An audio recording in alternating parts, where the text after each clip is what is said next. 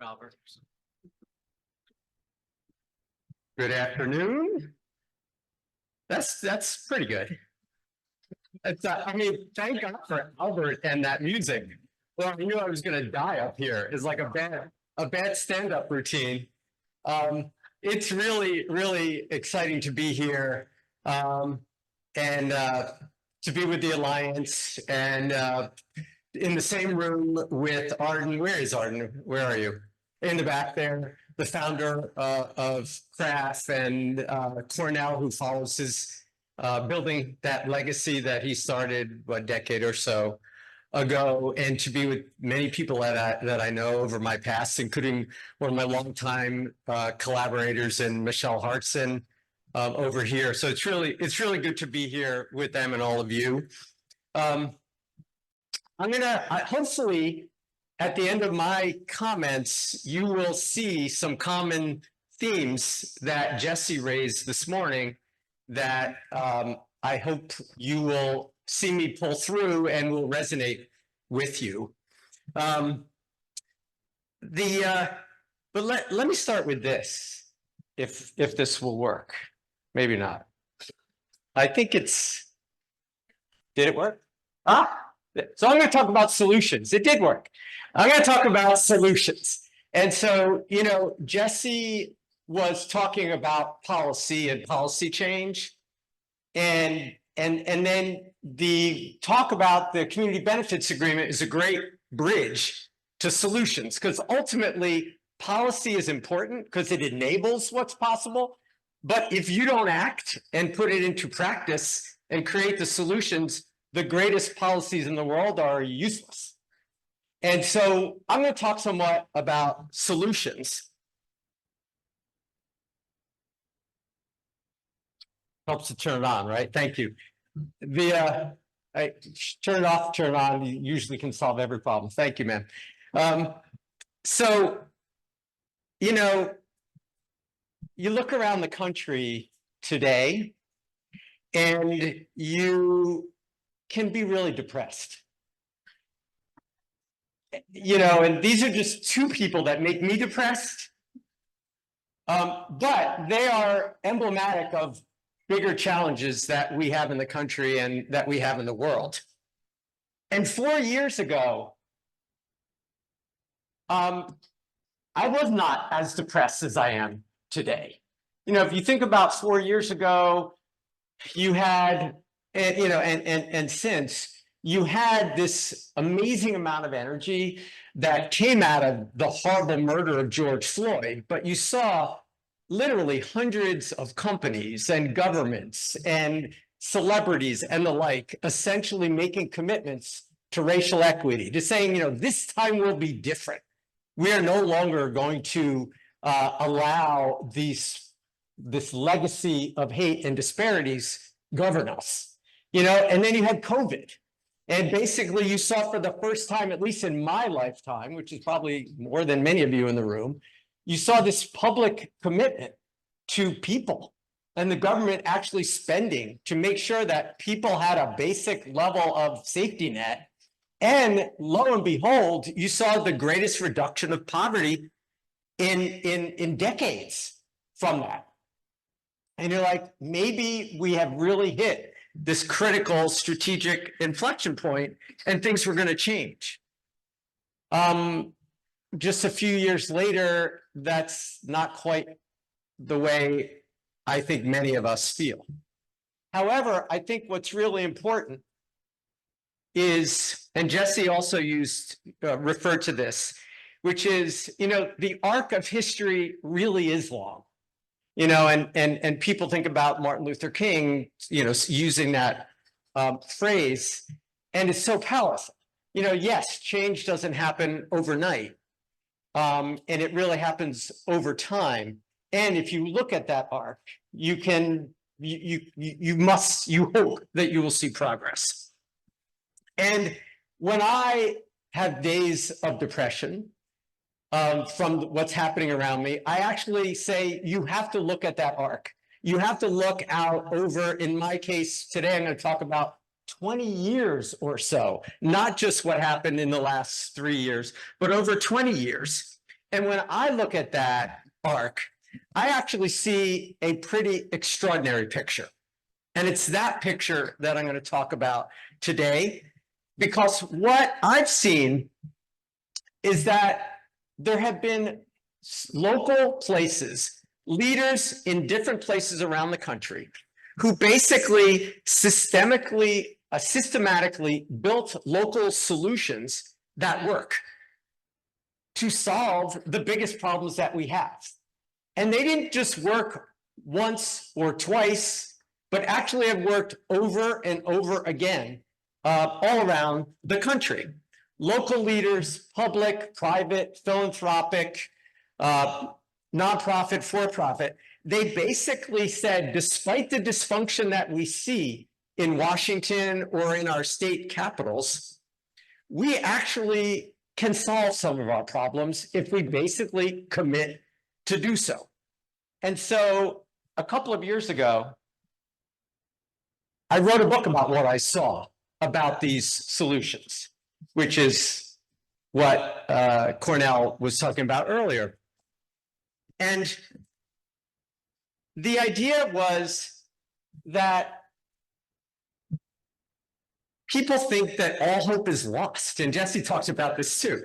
You know, it's like nothing's possible. And the reality is solutions exist all over the country. And I talked about reclaiming the American dream because these solutions actually are about making this country what, in my mind, is what it should be. And it's actually not just reclaiming hope for white folks who thought, well, this was always for me and I can't believe it's not right now, but actually for the people of color who weren't ever sure that this country was built for them or have yet to see the receipts over hundreds of years.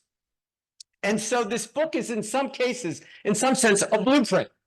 What could you do to increase education? I'm going to talk about that in a few minutes because we know that that dramatically increases income. What can we do to make sure that people can build wealth? What can we do to ensure that we actually create the social fabric that'll allow these things to happen and happen over and over again? And the reason that I really thought I had to write this book is because this stuff was happening everywhere. And these were just some of the things that we were doing at Living Cities, which is an entity I ran for 14 years. And it was literally not just on the coasts, but everywhere. And they're not one-offs. And in fact, when I was doing the research for the book, I basically said, I'm not going to highlight anything that hasn't been done multiple times, dozens of times, hundreds of times. And in fact, lead with things that actually didn't happen in New York, Chicago, Los Angeles, but actually happened everywhere else in the country.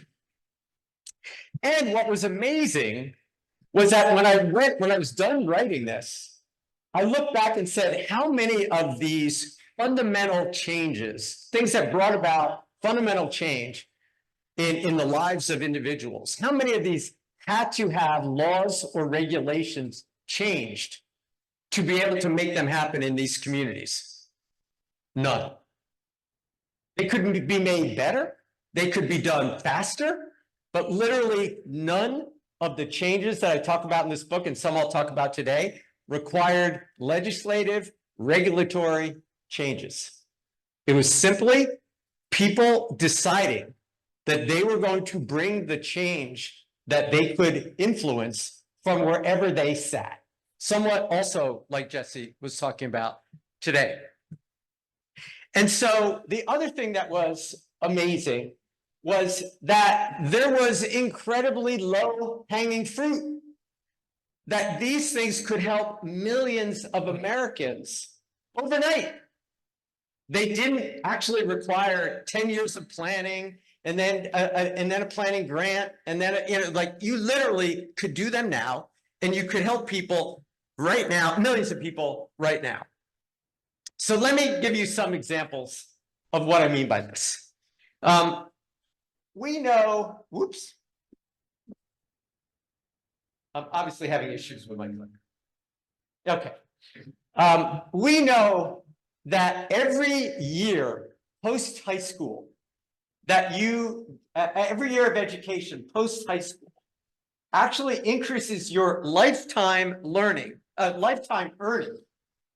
by $250,000. Everybody follow me on that? Every year of education you have post high school, data shows over and over again, increases your lifetime earnings $250,000. And so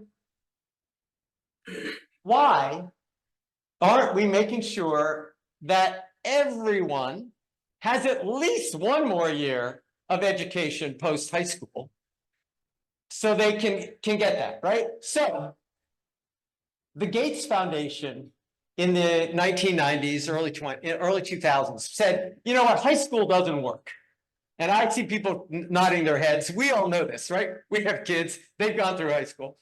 High school doesn't work. And what could we do to fix it? So it turns out they saw a superintendent in Texas and in Brownsville, Texas. And that superintendent was a new superintendent, and I think it was 80 or 90%, almost all Latinx students. And most of the students dropped out, never finished high school. So he's like, this is ridiculous. You know, well, what are we going to do? And so he reached out to the local university and said, part of my problem is the students don't come to school because it's boring.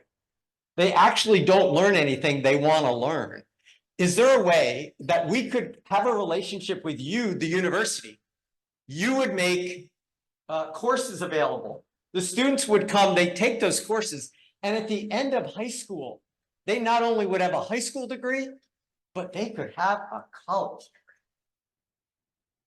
And the university president was like, this is insane. Why would we? This could never happen.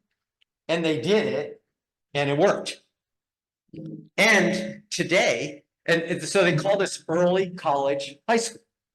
And today, there's 120,000 kids in 260 high schools in 26 states that do this, right?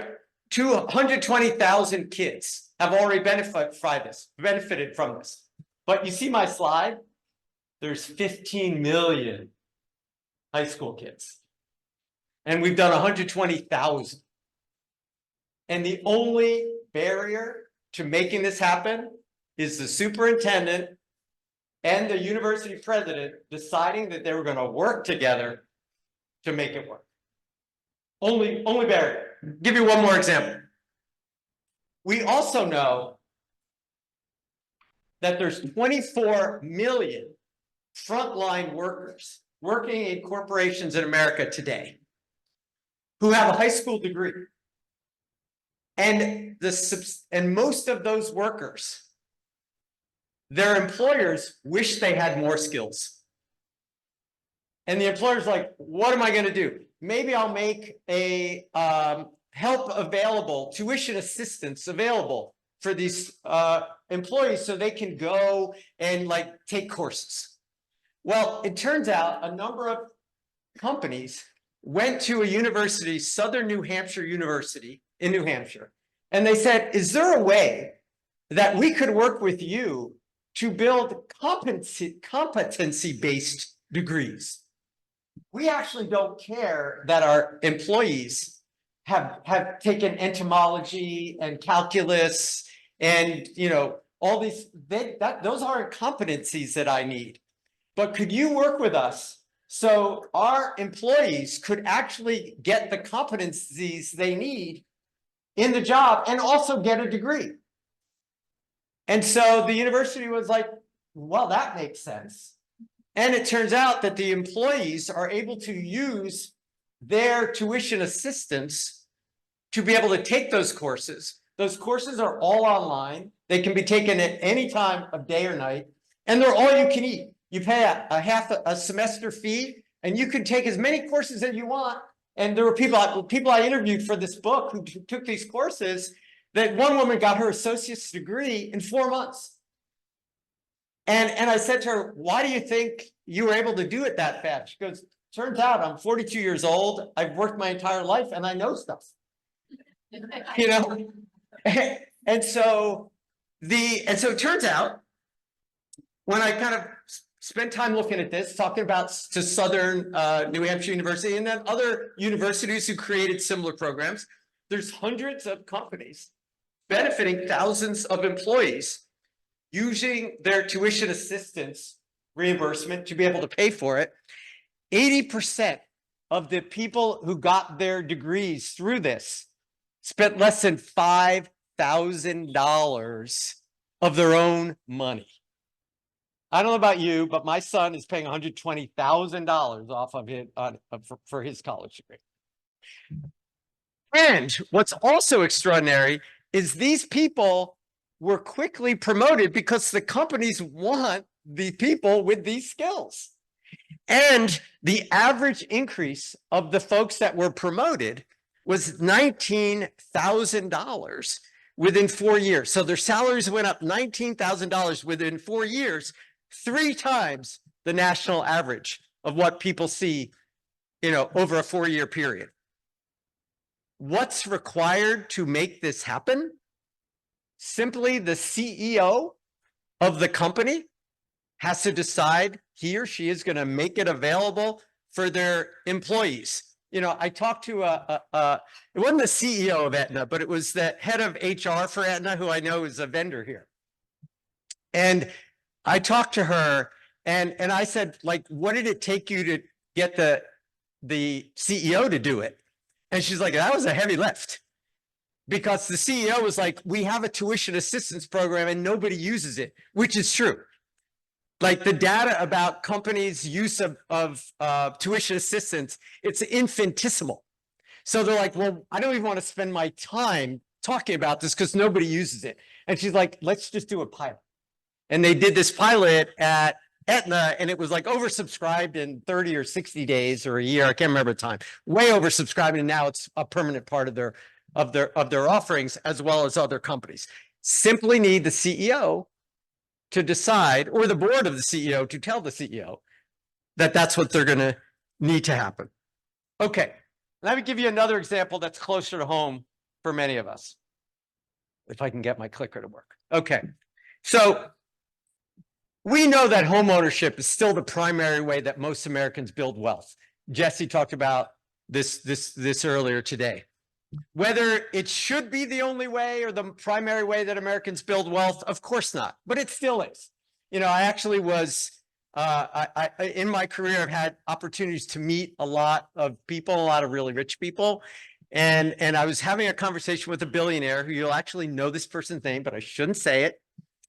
And I said to this billionaire, I was like, we really believe what I'm about to say to you. Home ownership is still the most important asset. And the billionaire said to me, like, I think that's ridiculous. And I was like, well, hold on a minute. Before we get into the substance, how many homes do you own?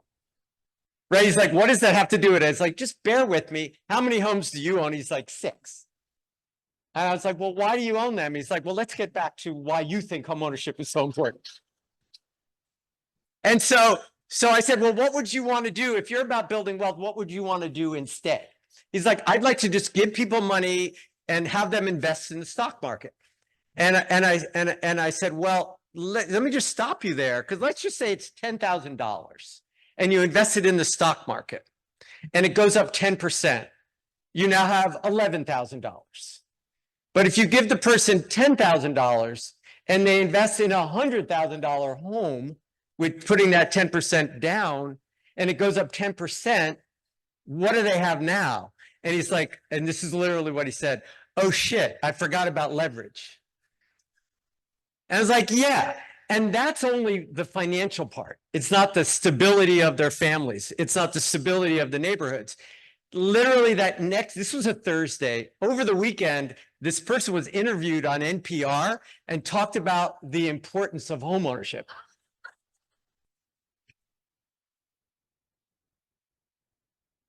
That said, he didn't give me a damn penny. But their program has a significant homeownership component to it now, his private philanthropy. So we know the importance of homeownership.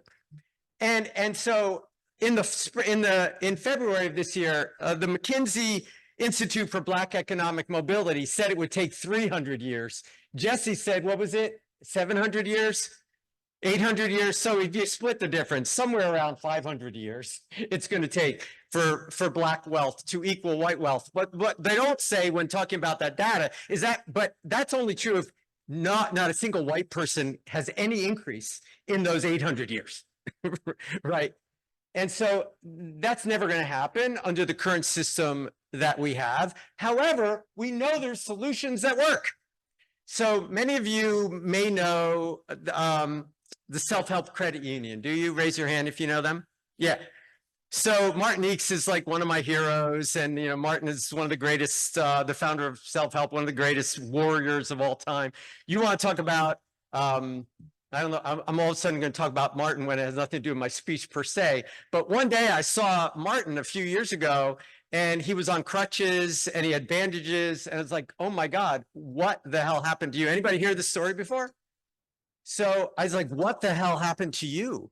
And he's like, I was walking to my car in Raleigh, Durham, or everywhere their headquarters are.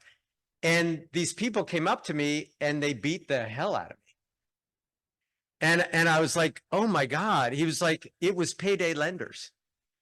Like he and the Center for, you know, their policy shop, I'm forgetting the name on it, that does housing research.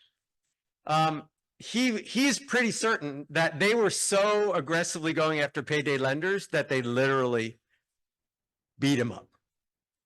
Yeah, so I mean, and he's not someone who overreacts. I kind of believe it's true. But what Martin has done with self-help is extraordinary, and he's paved the way for what we know is possible. So self-help, you know, for 26 years, they've helped make sure that now I think the numbers are 46,000 homeowners have become homeowners in 7 states because of self-help's approach to help you get a 30-year mortgage at non-predatory terms, and a way to ensure an underwriting that actually reflects the real people, the way that real people live and pay their bills, and to have reliable and available ways to get down payment assistance at levels to make it affordable, to make homeownership and affordable homeownership possible. And that's more than $3.6 billion of financing in, you know, 46,000 homeowners. Amazing. We know how to do it, but we still don't. And the question is, why not? Right? Same with, why aren't we doing that everywhere for homeowners? Why aren't we making sure that every CEO ensures that people can get a competency degree for virtually nothing? Why aren't we making sure that every high school person can graduate not just with a high school degree, but a college degree? Why aren't we doing that? And, you know, and I wrote this book, and that was all I knew at that time. And, you know, and the formula, which we're going to talk about at the end, I think is quite simple. It's the execution's that hard. But I want to talk about one more thing before I'm done. And that is this extraordinary effort that I've had the privilege to be a part of in Minneapolis, St. Paul, called the Groundbreak Coalition. And Groundbreak Coalition was created as a direct result of George Floyd's murder. Any of you know Minneapolis, St. Paul well? Oh, good. Then I can make this up all I want. This is perfect. The perfect audience. So it's an incredibly wealthy community. It's an incredibly progressive community. And when they have a problem, they throw money at it. And so, like, the state is known as the state of 10,000 lakes.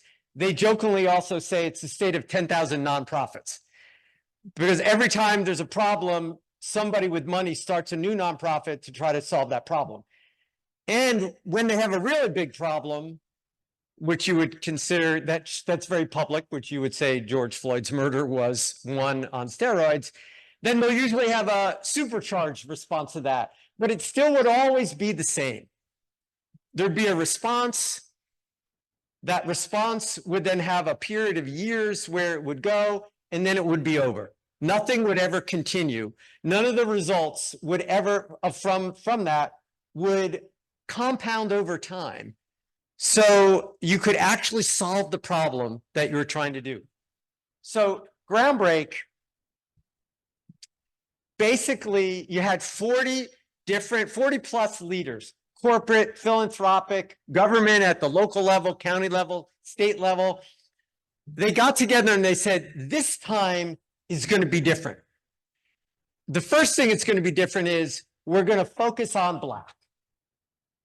That even in the past, even when a Black person was killed, and we had an initiative that was to respond to that, we created a fund for homeownership or a fund for entrepreneurship. When we looked back at who was benefited by that fund, turned out not to be Black people.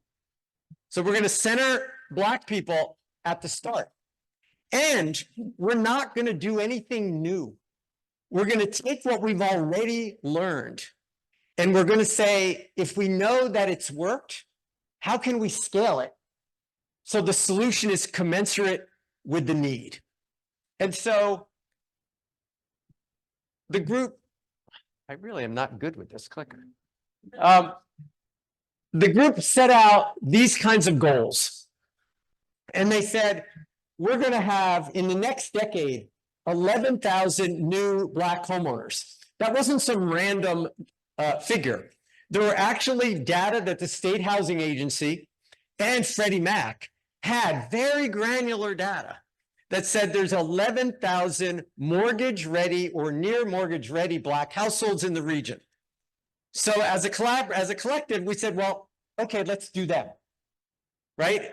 If we did them and when we do them, we will have increased Black homeownership by 50%. There's about 100 projects, neighborhood development projects in critical cultural corridors that every time there's a planning initiative or a foundation say, what do you want, community? They're like, we want these deals. They're like, let's ensure that at least 60 of them are done by Black and brown developers, starting with Black. And then Black entrepreneurs. So Jesse actually used this example with one of the community benefit agreements earlier today that he talked about. For Black entrepreneurs, what we said was, we simply want the number of Black entrepreneurs in the region to equal the percentage of Black people in the region. That's it.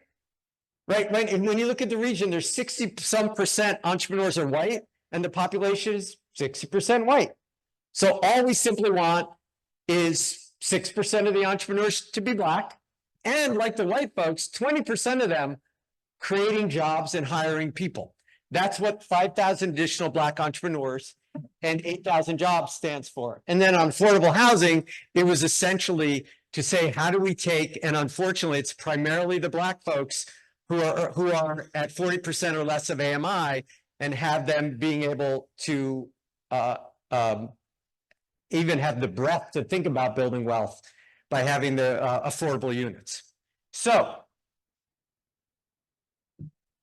what we did, well, we took all the people who've been working in these areas, and we took all the reports that already exist. I don't know about Florida, but this area in Minneapolis, St. Paul has researched itself to death.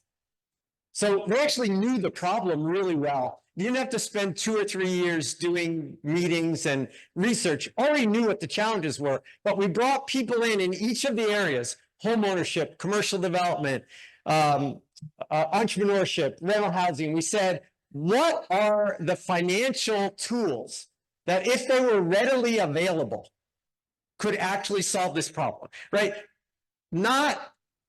We're only going to try to say, how do we use capital to build wealth? It can't do everything, but we know it can build wealth. So how can we use capital to build wealth? So these folks got together over a 6-month period and defined those products that they thought, if were available over and over again for the next decade, could actually achieve those outcomes.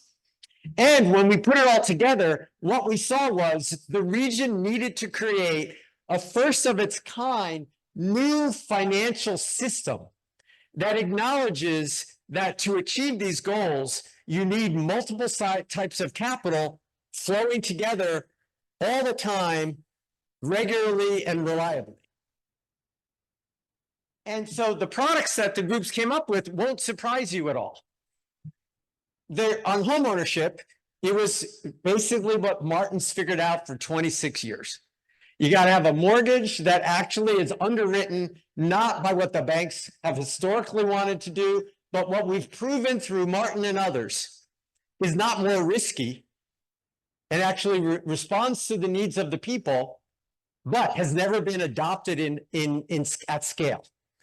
But even when they do that, we're going to need in Minneapolis, St. Paul, at least $50,000 of down payment assistance. Half of it, it doesn't have to be repaid. So we can make sure that people build wealth, whether the property appreciates or not, whether their neighborhood appreciates or not, they still build. Half of that is building wealth. The other half, when they sell, recycles and can go to the next homeowner. But the other thing that we heard, again, none of this will surprise you, was even when people become homeowners, they are one crisis away from losing that home. And so there has to be up to a $10,000 recoverable loan that allows people to do that improvement, to pay that tax bill or the arrears or whatever it is.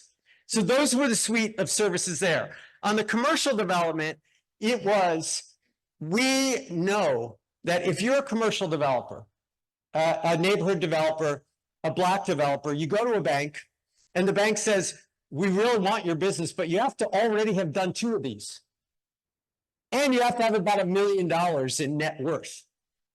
So when you have those, please come back. And then if you do come back, we'll still only lend you about 40% of the deal. So you're going to have to spend the next 5 years figuring out how do you come up with the other 60%. And at the last minute, you go to the X foundation or the X, philanthropist and say, I need another $25,000 just to finish the deal, right? So we have to overcome those barriers from the banks, but also know that every time we're going to need the bank to put up 60%, but then there has to be another 35% of very flexible capital coming in behind it, knowing that it's going to be there. And then we know the developer has to put skin in the game of at least 5%. But what we've learned over time is 25 to 35% of those folks can only put up 3% of that 5%. So there has to be available equity, additional equity enhancement.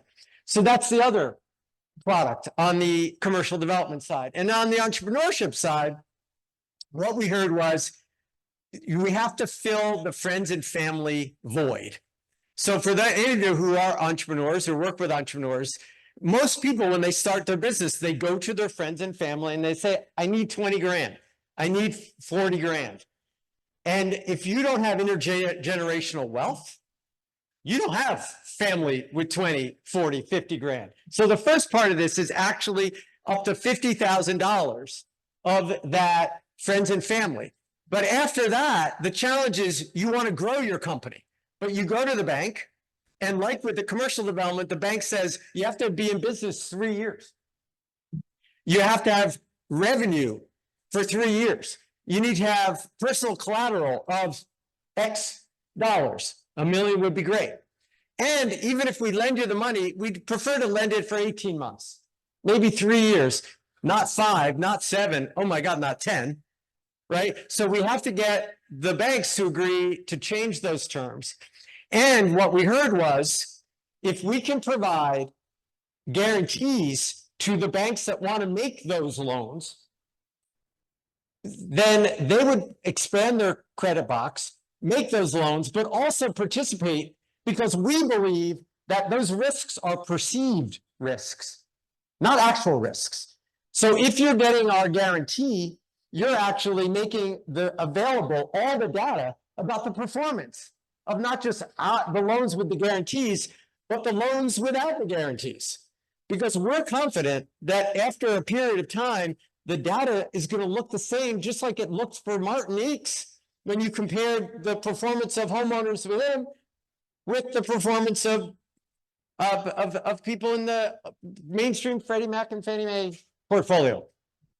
And so we said, we think if we do that, we can make this possible. And when we put it all together, so like I love pattern recognition.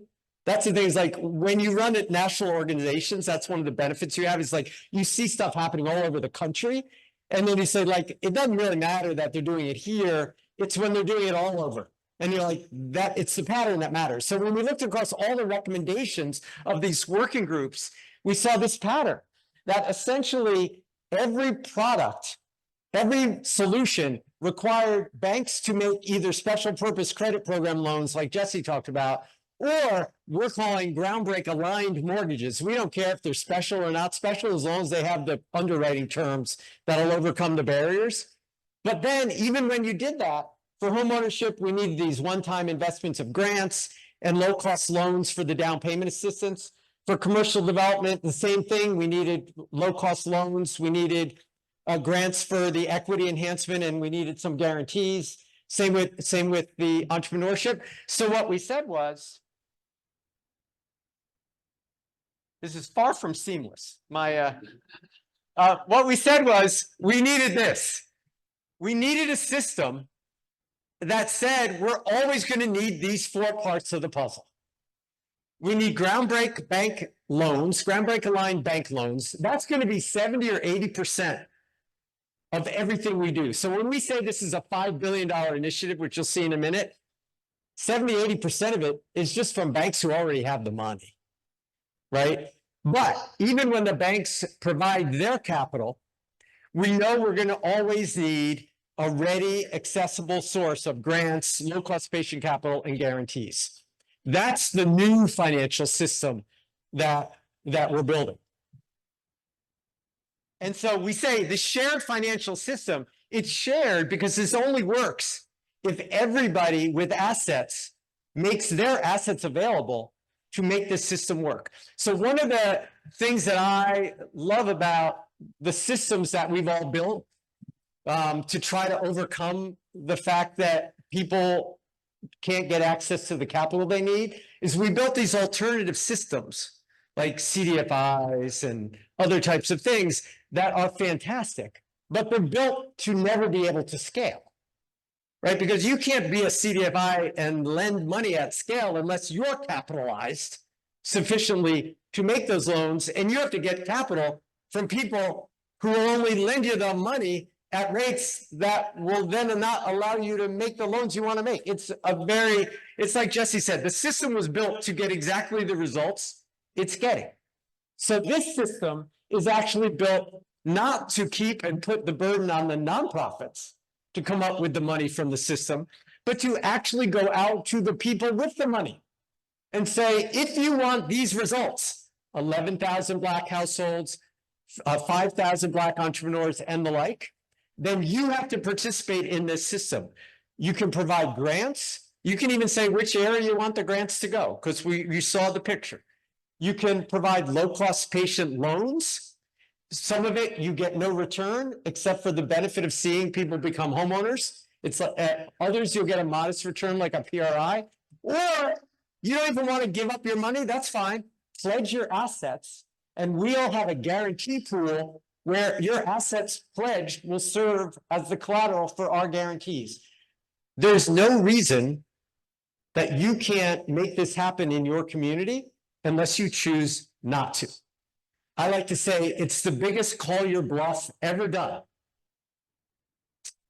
to change the trajectory of racial equity in America. So, when you put it all together, which if I ever get there, you'll see. And it's small. Yeah, one more.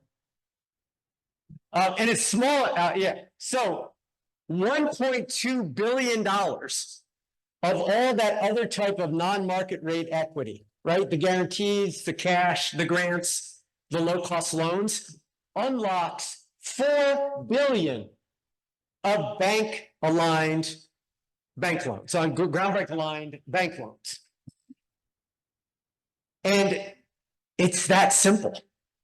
It's acknowledging that what we've learned in 50 or 60 years, like Jesse was saying, like the CRA is how old now? Almost 60 years old, 1977.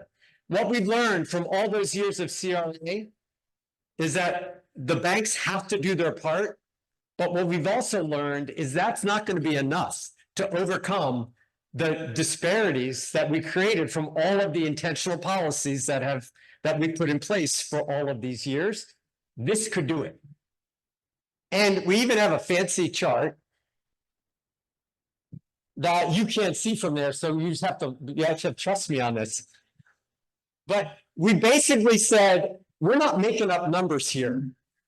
On the left, what you'll see are the number of households and the number of beneficiaries that we want to see happen every year, or from 2024 until 2033. And then based on the products that I showed you, this is the money we're going to need to get that many results.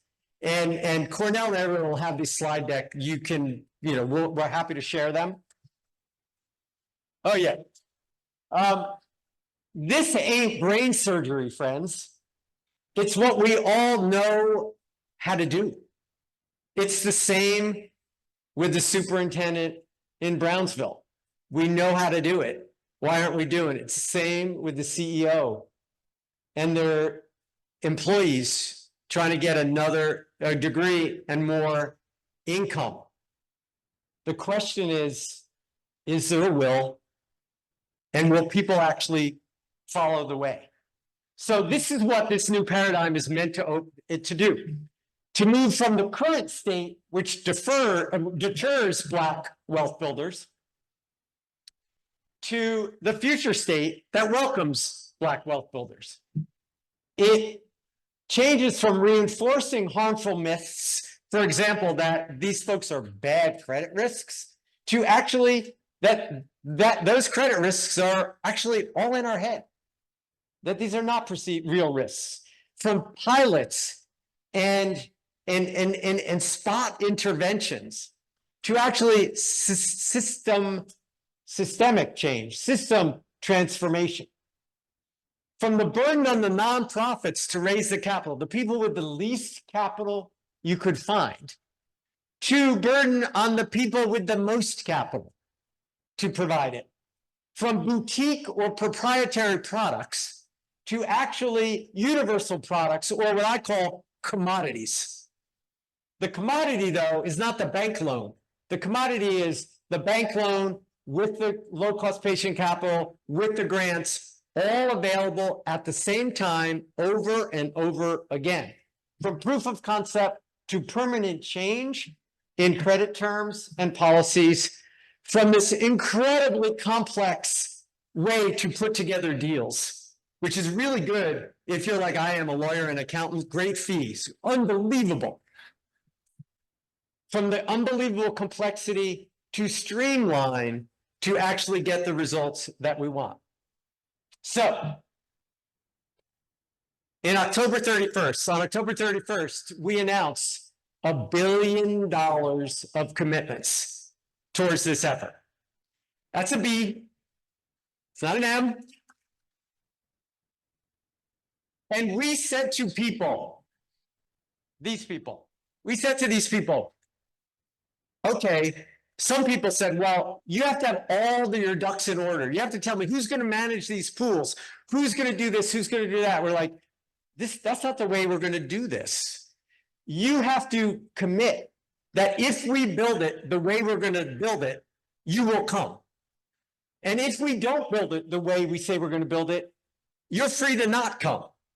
And these are the people that agreed to make those commitments, assuming that if we build it, we will come. About $800 million from banks saying we'll change our credit underwriting to ground-break aligned loans, but it assumes these other types of non-market rate capital are going to be available. And it has all these non-bank folks saying, we're in for grants, for low-cost loans, and or pledge our assets for guarantees. And now we are on the road to basically saying, okay, we put out an RFP to select managers for those different pools, grants, low-cost loans, and guarantees. We are in the process of going from about $100 million of non-market rate capital in this mix to $250 million by the end of this year, and getting up to $1 billion on the bank loans.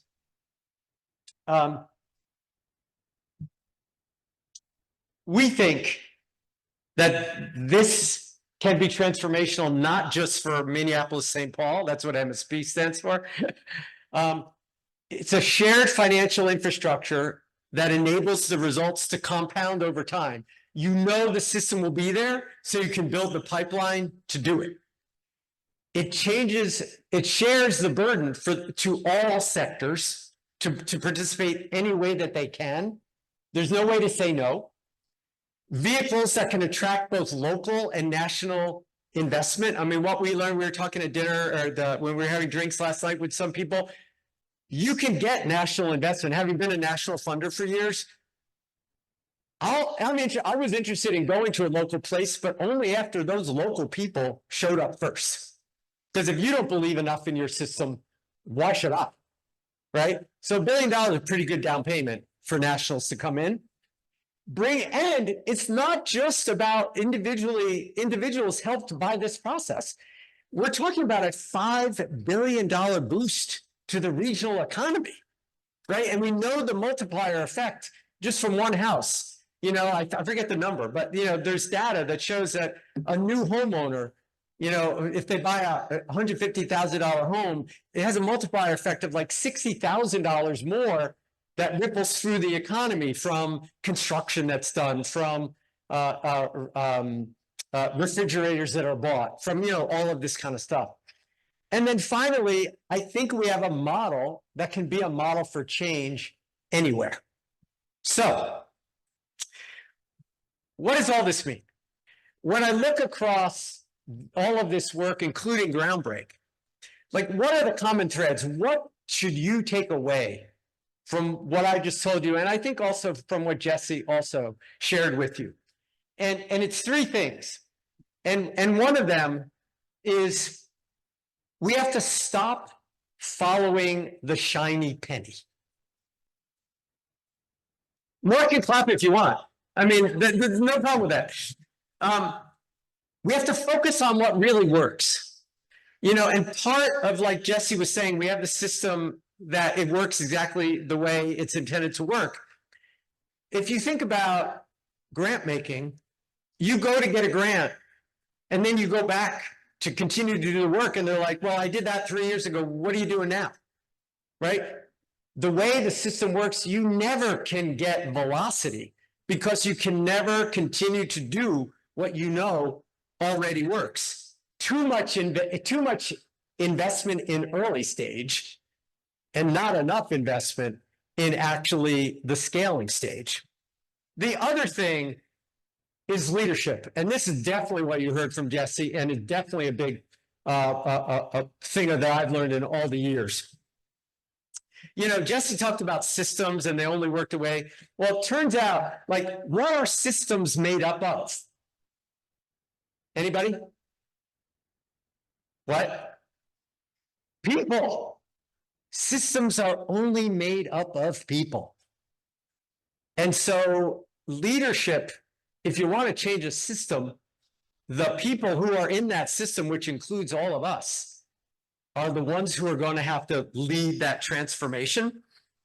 And I talk about this as like, you have to lead from wherever you sit. Whether you sit as a CEO of a company and you change your, you know, reimbursement for education, you sit as a superintendent, you sit as a mayor, you sit as a community activist, you sit as a citizen, you sit in as a member of your church or place of worship. Wherever you sit, you have power. And power, the hero I get to spend a lot of time with these days is the woman who runs the McKnight Foundation, which is the people behind Groundbreak. And Tanya says, power, the definition of power is you have the ability to change the rules. And I think that's right. And the question is, from wherever you sit, use that power to change the rules. So there's this great study. So a friend here from the Atlanta Fed, where are you? Yeah. So this actually came out of the Boston Fed. And you know, I did a lot of work with the Boston Fed when I was at Living Cities. So the Boston Fed wanted to figure out, why is it? So Springfield, Massachusetts is in their catchment area. And they were like, why is, and the former head of the Boston Fed sat on a community group of leaders in Springfield, Massachusetts to say, how do we turn around Springfield? Because Springfield used to be this incredible industrial powerhouse. And he sat on this group of people, and he spent a bunch of years there. And basically he said, we couldn't figure it out. Why can't Springfield figure it out, but like Raleigh, Durham could? You know, what is it? So the feds are good, all due respect, good with economists. So they sent a ton of economists and researchers to all these cities east of the Mississippi. And they said, why did these places turn around, but others didn't? And the data didn't give them any indications. They're like, oh my God, the data didn't tell us any, they couldn't find any patterns. And so they said, well, maybe we should go talk to people. So they went and they talked to people in all of these cities. And what they found was, in the cities that turned around, there were a critical mass. That might be 2. Sometimes it might be 3 or 4. But multiple people from multiple sectors, the university head, the mayor, the whatever it was, a number of people said, you know what, we got to turn this around. And it wasn't that they picked an industry, they're like, well, now we're going to do chips. You know, it wasn't that they recruited Toyota to come to their place. It was a small group of leaders basically said, we're going to have to turn this around from wherever we sit. It's that simple. Hard to implement, simple to do. Hard to do. A simple concept. Leadership, number one thing to make this happen. Stop following the shiny penny. Do the leadership. I mean, be a leader. And then ultimately, just freaking do it, friends. Right? It's like Michelle knows me well, because we go back almost, 30 years. We worked at Enterprise Community Partners together. And like, some people loved me there, some people hated me there. Michelle can tell you more, I'm sure. But I tend to follow the idea of ready, shoot, aim. It's like, I'm too freaking old, and I forget who else said, maybe Cornell said this earlier, somebody said this too. I'm too old to wait much longer. I'm gonna get a good enough data. I'm gonna shoot, and then I'll figure it out later. And so, but it's like, you just got to do it. And you know, I think Jesse said this too. It's like, leadership is a team sport. You can lead, you can stand up here, you can say great things. That's one type of leader. But the other part is, like he was saying, you could follow, and you could say, oh, I see somebody stood up, and they're like, the superintendent stood up and said, I want my kids to graduate not just high school, but with a degree, and I'm the university president, I'm going to follow them, right? That's the team sport. And I love this quote. I'm sure you've all heard it before, but it always resonates with me. Margaret Mead said, never doubt that a small group of thoughtful, committed citizens can change the world. Indeed, it's the only thing that ever has. That's what you all are here today. What I learned over the years, and I'm sure you have too, is the cavalry has come, and it is us. Thank you.